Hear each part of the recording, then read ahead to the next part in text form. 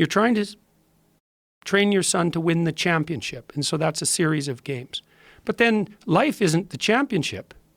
Life is a whole bunch of championships. It's a whole sequence of them. And so what you're actually trying to train your son to do is to be a contender in the entire series.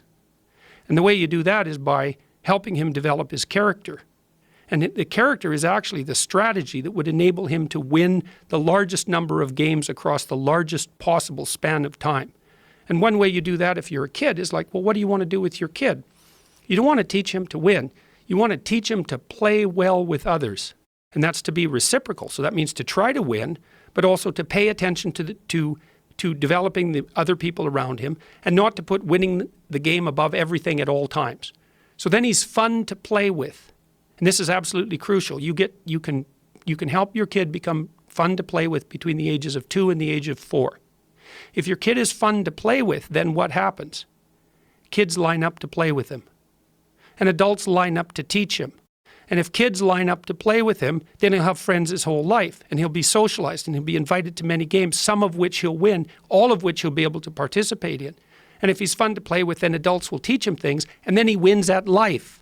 And so when you say to your kid, it doesn't matter whether you win or lose, it matters how you play the game, what you're saying is, don't forget, kid, that what you're trying to do here is to do well at life. And you need to practice the strategies that enable you to do well at life while you're in any specific game. And you never want to compromise your ability to do well at life for the sake of winning a single game. And there's a deep ethic in that, and it's the ethic of reciprocity in games. Part of the reason that we're so obsessed with sports is because we like to see that dramatized, like the person we really admire as an athlete isn't only the person who wins. We don't like the narcissistic winners. They're winners, and that's a plus. But if they're narcissistic, they're not good team players, they're only out for themselves, then we think, well, you're a winner in the narrow sense, but your character is suspect. You're no role model, even though you're a winner.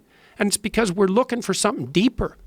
We're looking for the manifestation of character that allows you to win across the set of possible games. And that's a real thing. That's a real ethic.